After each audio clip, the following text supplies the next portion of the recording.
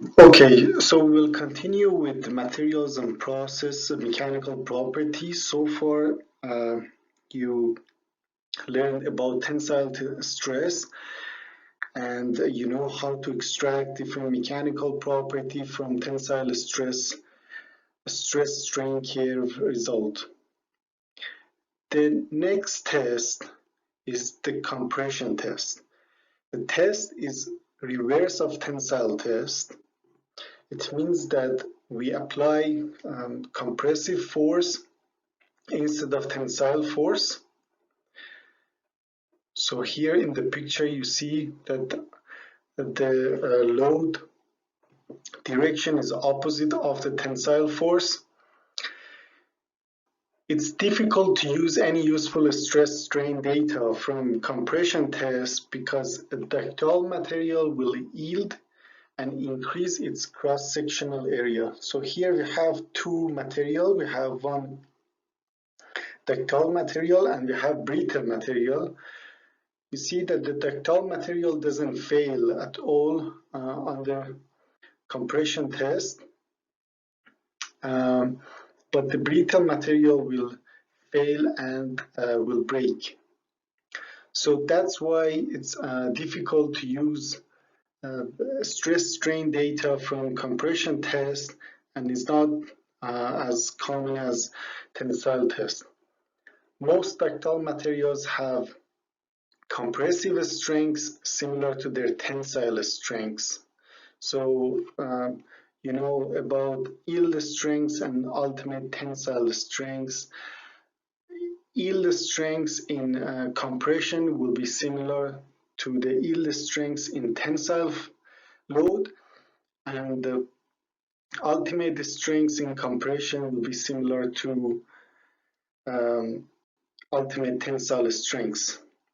Material that has equal tensile and compressive strengths is known as even material. Okay, so the value of the tensile strengths is same as compression strengths in even material, which is the case for most of materials. But brittle materials generally have much greater strengths in compression than in tension, and are known as uneven materials. So brittle materials, most of them are uneven. It means that they have higher yield strengths, they have higher ultimate strengths in compression than tension. The other test is bending test, and this is the bending test in static mode. It means that the beam is not moving or rotating, so it's static, is sitting on two support, and we apply a force at the middle of the beam, and you see that the beam changes its shape after the load is applied. Simply supported beam is loaded transversely in the center of its length until it fails. Stress strain curves are not generated as the stress distribution across the cross section is not uniform. Okay, so here the stress distribution across this cross-sectional area is not uniform as a tensile stress, and we will learn about this, that what is the stress distribution under a pure, let's say, moment. And here we have a brittle material in bending test, and you see that the material basically fails and broke, but it doesn't have basically the plasticity. We don't see the curving as we could see in ductile steel. So these type of tests are not that common these days because the stress distribution is not uniform as a tensile test, and we just generate mechanical property from tensile test instead of bending test. The torsion test, we have a specimen and we apply a torsion torque on two sides of the specimen by a jaw of a machine, and you see that finally the specimen breaks. We have ductile material and brittle material. Test specimen is twisted axially to failure. So we could extract some mechanical property from this torsion test, and we could have and extract a stress strain curve as we could generate from tensile test. So a non-uniform stress distribution in torsion will be generated because of this torsion test. We have a zero at the center and a maximum at the outer radius. So again, the stress distribution won't be uniform. We will learn about the stress distribution of these type of tests and loads later in coming chapters. But for now, it's enough to know that the stress distribution is not uniform across the section of a specimen. The outer portion plastically yield well before the inner portion. And the reason is that the outer portion of the cross section will experience the maximum stress, and the inner portion will experience the less stress. So at the center exactly we have zero stress. So here from the plot, same as the Young's module, we'll have G or a rigidity module. So G is equivalent to the rigidity module, and it's the slope of the line in the elastic region. We could also extract the torsion yield strengths, which is here, torsion yield strengths, and we could also extract the ultimate torsion strengths, okay, which will be here, the ultimate torsion strengths.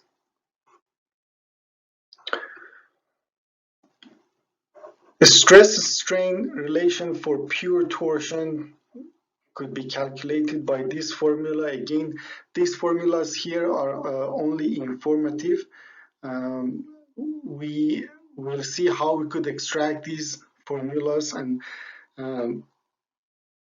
how we could drive these formulas, but here you could see that we have a torsion stress, and we have a torsion strain, and we have the module of rigidity. Yes, so the module of rigidity is equivalent to the Young's module in tensile test.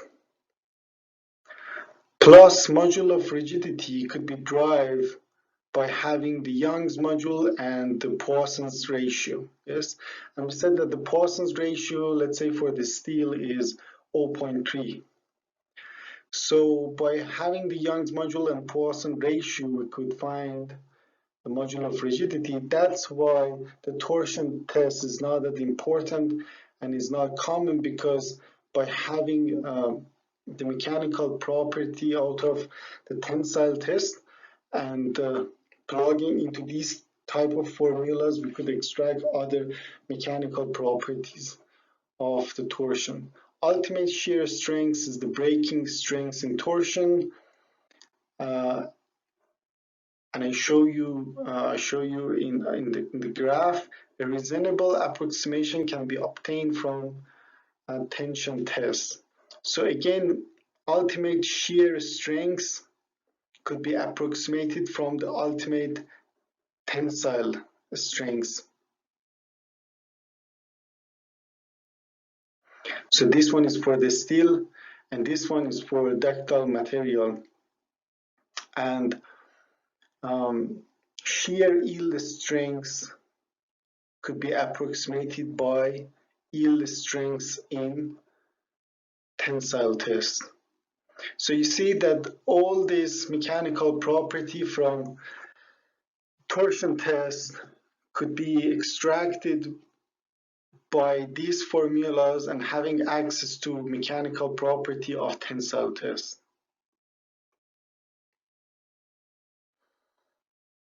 Okay, we have some examples. A metal wire has 2.5 millimeter diameter and is 200 millimeter long. A force of 12 Newton is applied to it, causing it to stretch 0.3 millimeter. Assuming the material is elastic, determine the stress and strain in the wire. Okay, so we want to calculate the stress and strain. We have force, we have diameter, so we could calculate cross-sectional area. Force divided by cross-sectional area will give us stress. Strain, what is a strain? Is elongation divided by the initial length. So we have elongation, stretch of 0.3 millimeter, and we have initial length of 200 millimeter. So if we divide 0.3 by 200, we could calculate the strain. Okay, you have similar example, and I will leave the solution of this one to you. And we'll move on to more mechanical properties. So now we want to talk about fatigue strengths, endurance limit, impact resistance, resilience and toughness, impact test, fracture toughness, homogeneity and isotropy, hardness, creep and temperature effect, and statistical nature of material properties. So let's have a review again. This one is a stress strain curve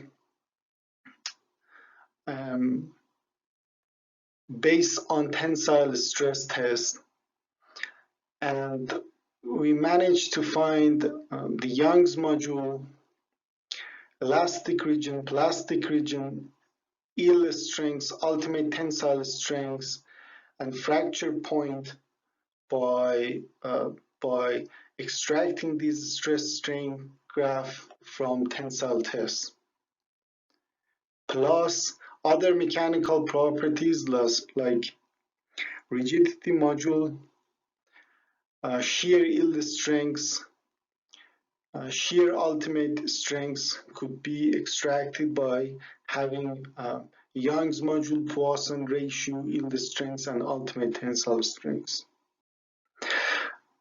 Okay, next mechanical properties are fatigue strengths and endurance limit. Here we'll talk about these mechanical properties in short, but later when it come to fatigue strengths and fatigue failure, we'll expand this topic and we'll explain more detail about the fatigue strengths and endurance limit properties. Tensile and torsion tests apply loads slowly and only once, and thus measure static strengths. So in the tensile test, we had that quasi-static motion, and the load was applied quasi-static. So we could consider the tensile test and torsion test as static test. But what about behavior of material under dynamic loads? Most machine parts go through variable loading, and we call these variable loadings fatigue loading, and behave differently as compared to static loads.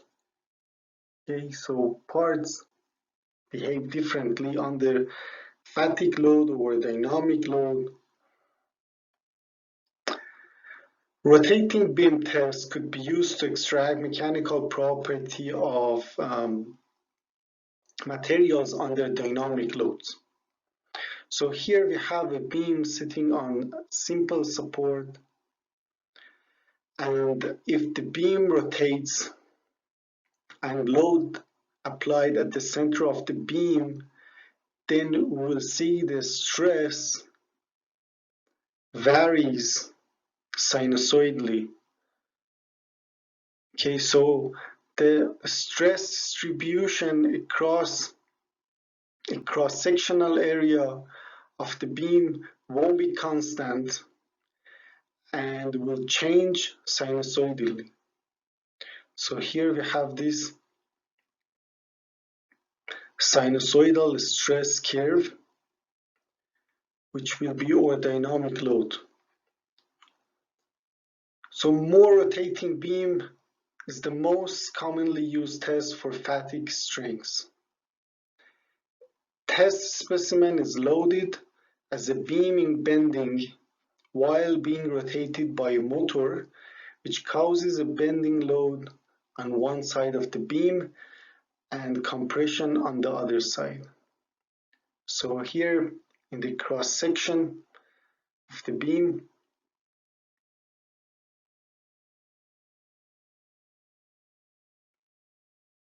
okay, so here in the cross section of the beam, we'll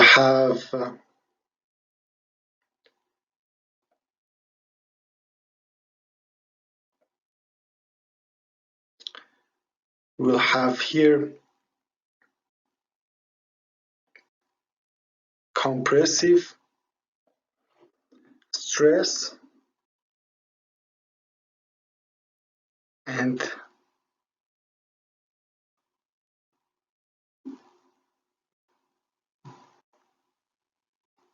we will have a tensile stress on this side of the cross section. Okay, so stress distribution won't be constant, and changes will be zero at the middle and will be maximum at the top and bottom. But since the beam is rotating, yes, so this point, let's say the point A, goes from compression to tension. Okay, so that's why it goes from positive to negative, and will experience a variable load. Okay, so when we have a zero rotation, here we have the x-axis in this plot is number of cycles. Yeah, so if we don't rotate the beam at all, then we will have a static load applied at the center of the beam, and basically the beam or the specimen will break at ultimate tensile strengths. Okay, so at the ultimate tensile strengths, the beam will break. But what if now we rotate the beam 10 times? Okay, we'll see that the beam will break at the lower strengths. If we then rotate the beam 100 times or 1000 times, we'll see that the beam strength will decrease and will break at the lower strengths. Okay, so on and so forth until we reach to this 10 to the power of 6. Okay, at the 10 to the power of 6, in some materials, we'll see that the strength of the material will remain constant, and we call it endurance limit. or Se, and in some type of materials like aluminium, the strength of the material will keep decreasing. Okay, so we call these strengths fatigue strengths. So here, let's say at 1000 cycle, the fatigue strength is here. At 10 to the power of 6 or 1 million cycle, the fatigue strength will be equal to the endurance limit. So the test is conducted at the particular stress level until the specimen fractures and the number of cycles is noted. Yes. So we keep the stress constant, let's say as Se, and we will rotate the specimen until it breaks and we'll count the number of cycles. So then we could have this SN diagram. We call this diagram SN diagram. This one is S or strength, and this one is N number of rotation. Many samples of the same material are tested at various stress levels, and the Wöhler strength life diagram is generated. We also call this SN diagram Wöhler strength life diagram. Rotating beam test is now being supplanted by axial tension test. Why? Because as we said in rotating beam, we don't have constant stress distribution, and it's better to be replaced by axial tension test so we could have constant distribution of force. So here we have our axial tension test. It's very similar to the tensile test. The difference is that the jaw of the machine applies a sinusoidal force that goes from positive or tensile to compressive forces, and we will have stress which also varies sinusoidally and goes from positive to negative. So rotating beam is replaced by this axial tension test. The axial tension test provides a uniform stress distribution. Here you see that the stress is distributed uniformly, and results are consistent with rotating beam. Okay.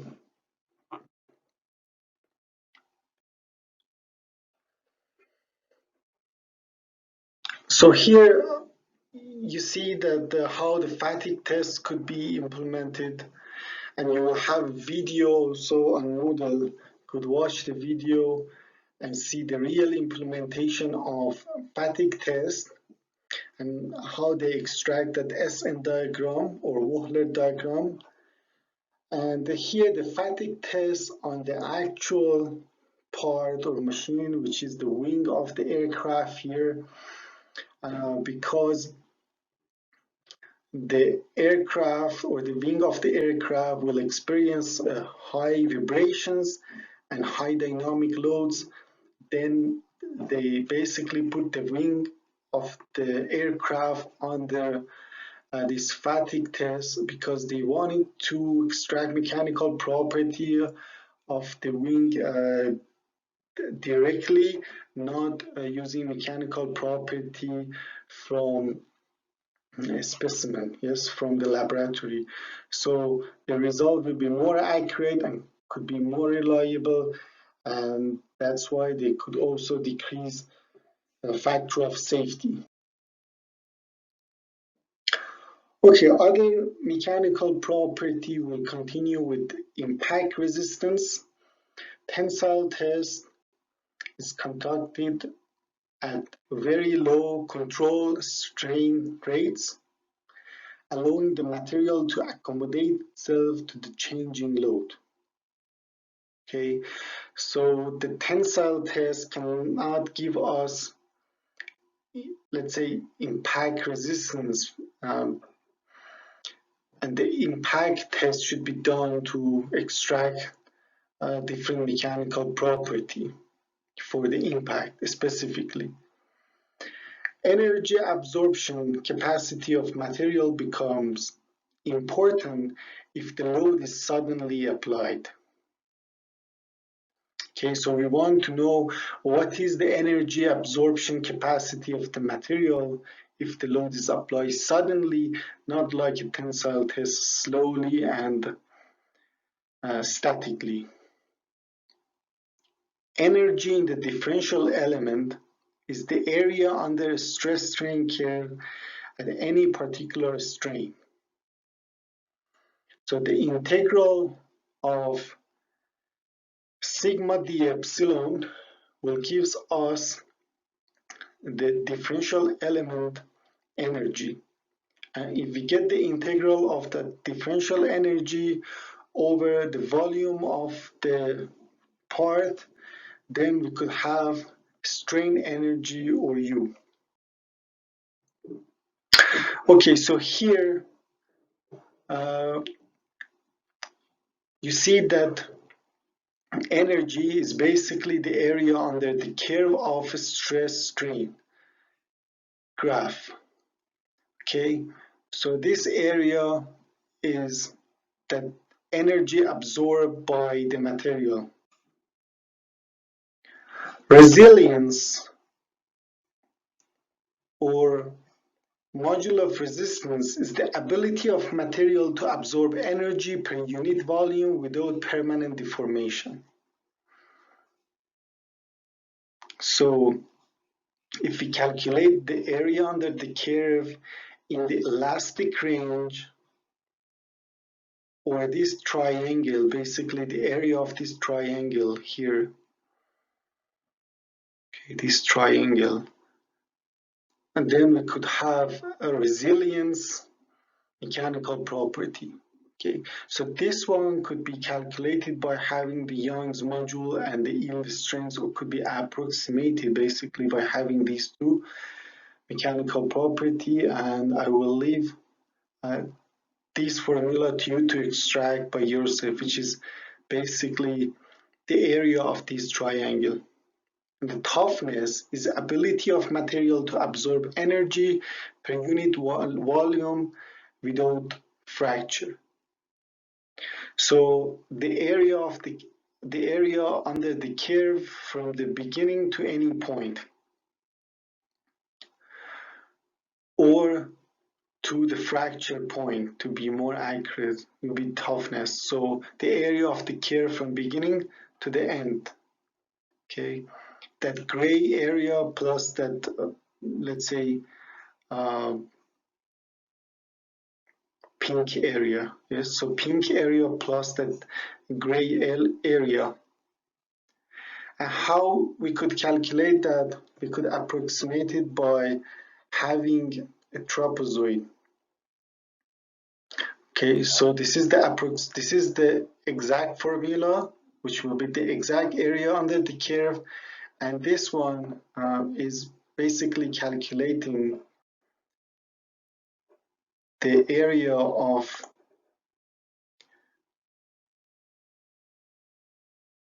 this trapezoid here.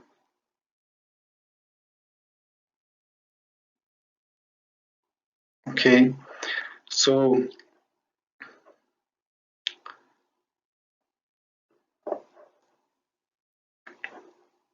again, I will leave this one to you to calculate and extract this formula by yourself by using this approximation. Okay, let's go through a couple of examples of tensile tests. We have three materials on this page. Here you could see a stress-strain curve of these three materials, and we are going to compare these materials together. First, let's characterize each material as a brittle or ductile. Which one is brittle and which one is ductile? Yes, so the ductile material is the one with a large range of plastic mode, and here you could see that this one has basically a significant plastic range compared to these two. So this one is ductile and these two are brittle materials. The second, which one is the stiffest? So let's remember the definition of a stiffness or Young's module, which was slope of line in elastic range. So these two almost have the same slope. So these lines, this line and this line, they have almost the same slope, but this one has a lower slope compared to these ones. So this one is softer than these two, or these two are stiffer than this one. Third, which has the highest ultimate strength? Yes, so this one has highest ultimate strength. This one is the next one. This is the ultimate strength. And this one is the last one, or the one with the lowest ultimate strength. Fourth, which has the largest modulus of resilience? So based on definition, modulus of resilience was the area under the linear part or the elastic part, yes? So we need to count these rectangulars and see which one basically has the highest modulus of resilience. But approximately I could say that A and B have almost the same modulus of resilience, and C has basically the lowest modulus of resilience. And 5, which has the largest modulus of toughness? Modulus of toughness was basically the area under the curve from the beginning to the fracture point. So as you could see, C has the highest area under the curve, and most likely the next one is A and then B. Yeah, approximately A should be slightly bigger than B, but I'm gonna leave it to you to count exactly these rectangulars and see which one has A or B has largest modulus of toughness. Another example here, we have 3 alloys of aluminium, and the question is that which of the aluminium alloys shown in the figure above would you choose to obtain? Yes, so this is the stress strain curve of 3 alloys of aluminium. So still we have aluminium in all of these 3 cases, but different alloys. So we want to see which one we should choose to obtain maximum strength.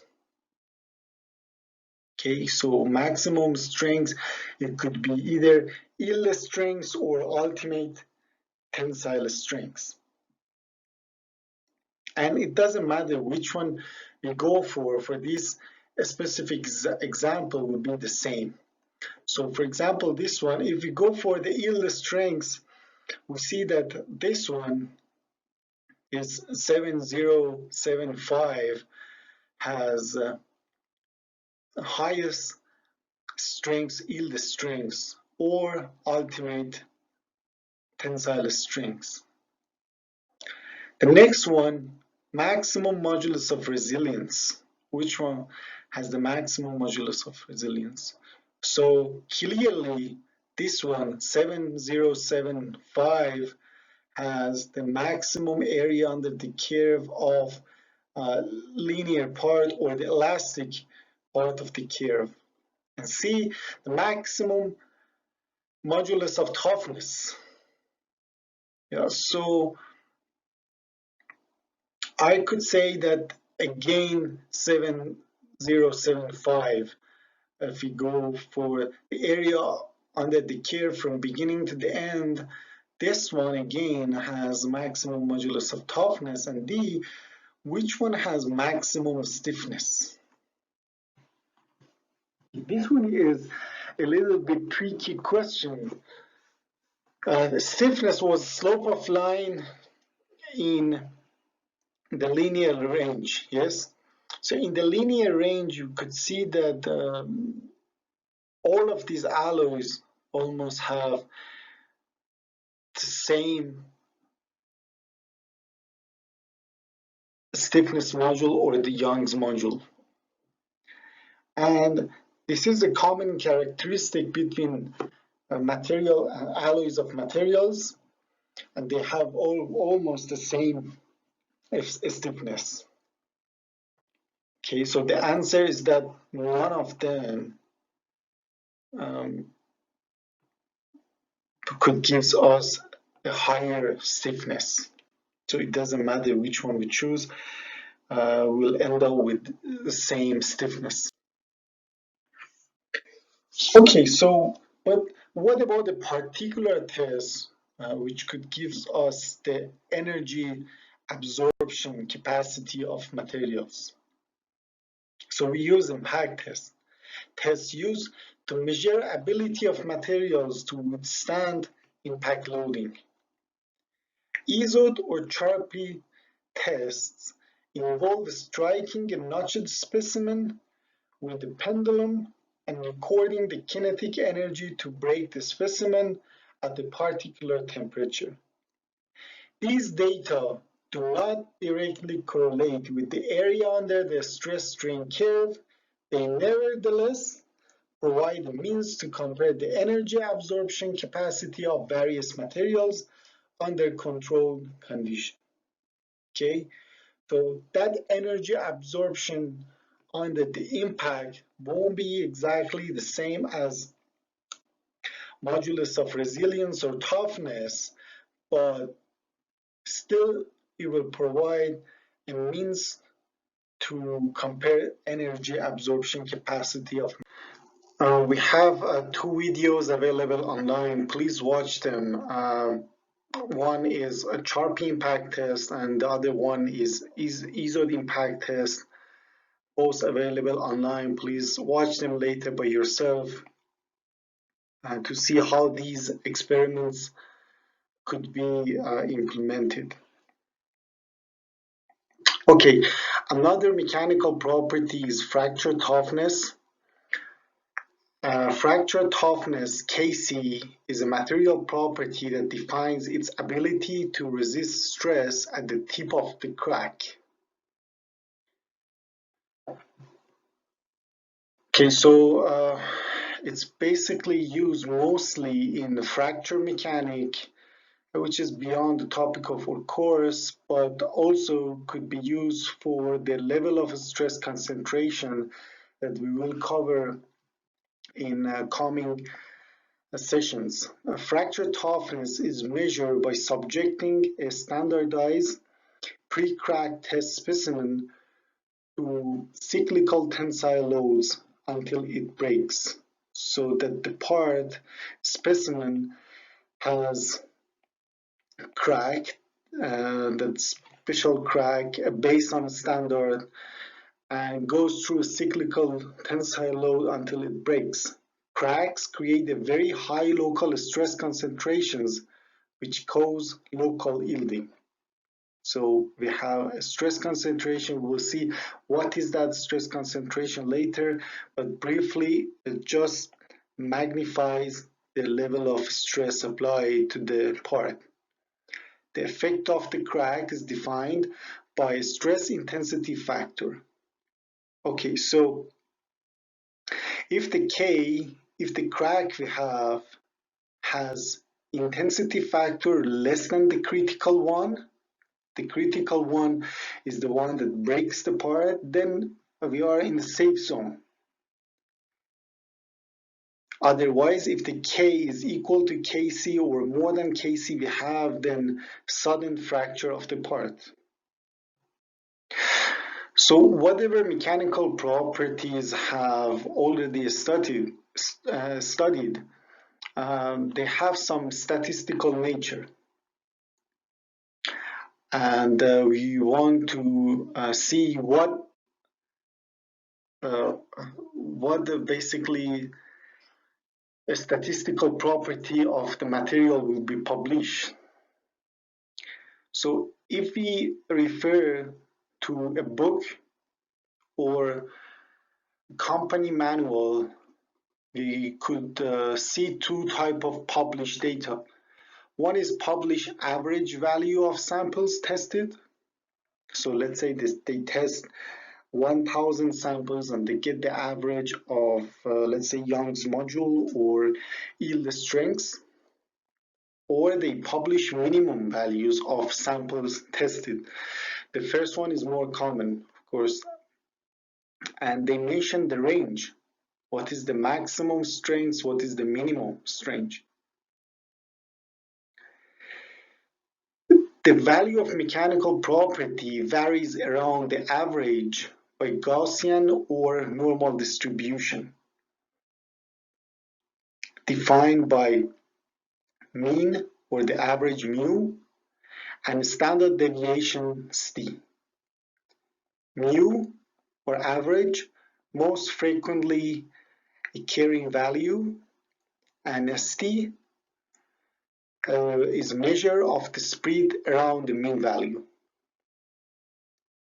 So we have 50% chance of having property less or more than mu. Mu is most frequently occurring value, and SD measures the spread around the mean value.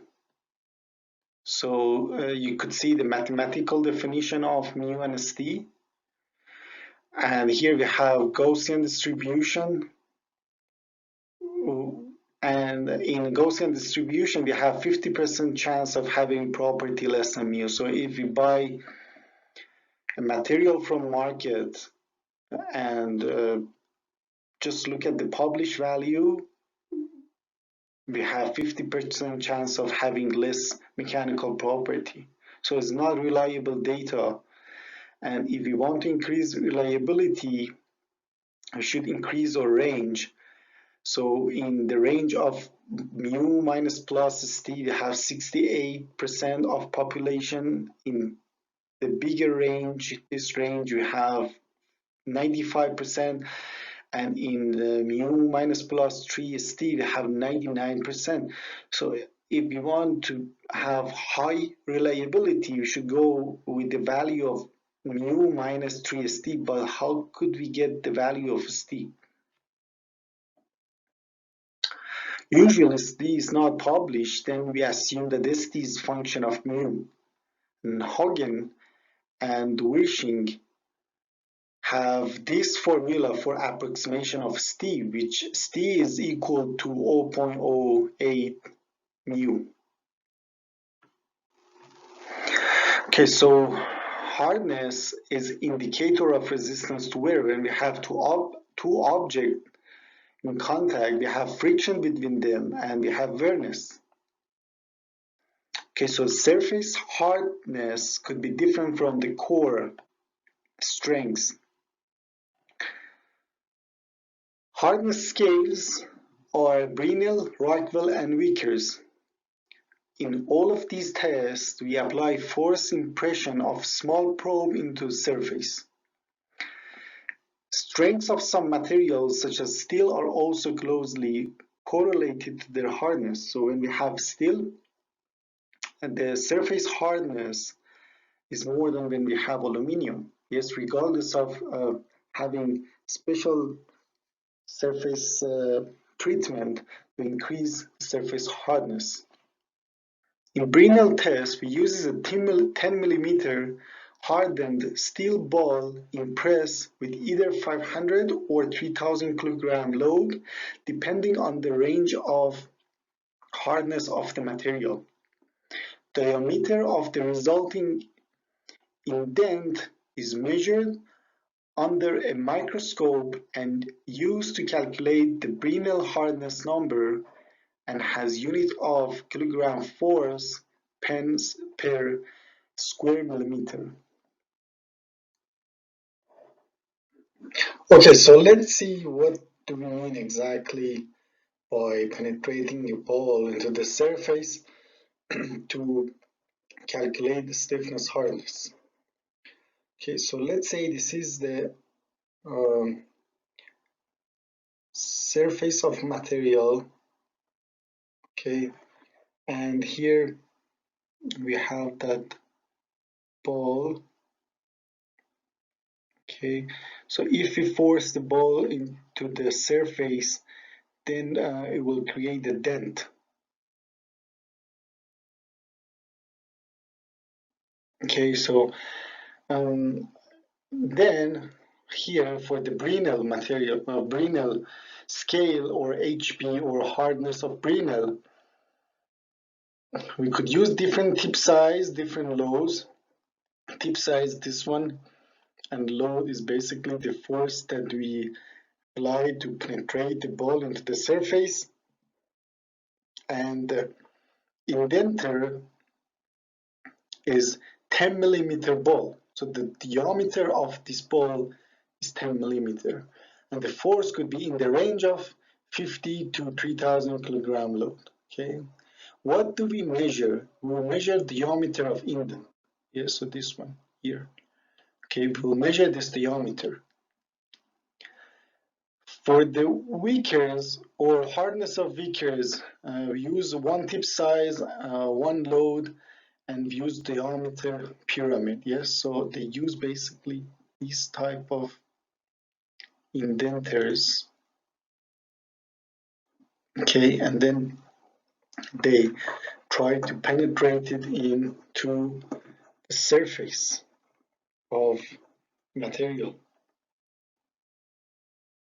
Okay, so they penetrated into the surface, and then there will be an indent based on the surface hardness, and they measure the width of this indent. For Rockwell, they use a cone-shaped diameter. Okay, so instead of a pyramid, they use a cone-shaped diameter. Diamond, sorry. They use a cone-shaped diamond. Okay. Brinell tests provide convenient way to estimate ultimate tensile strengths. Okay, so as we said, there is a relation between surface hardness and ultimate tensile strengths, but to be accurate, we could say that this approximation only holds for the surface of the material, not for the core, yes? So this is, let's say, the whole part, yes? And the core hardness could be different from the surface hardness. And the core hardness, strength is related with core strength. Okay, so SUT or ultimate tensile strength is approximately equal to 3.45 HP plus minus 0.8 HP megapascal.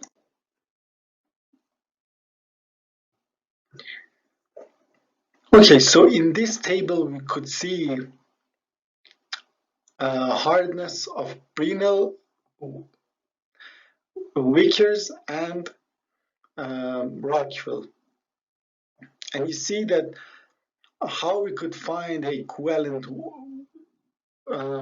scale in the other scale. So for example, for HP, if a surface of material has 241 HP is equivalent to 253 HV and is equal to 28.8 of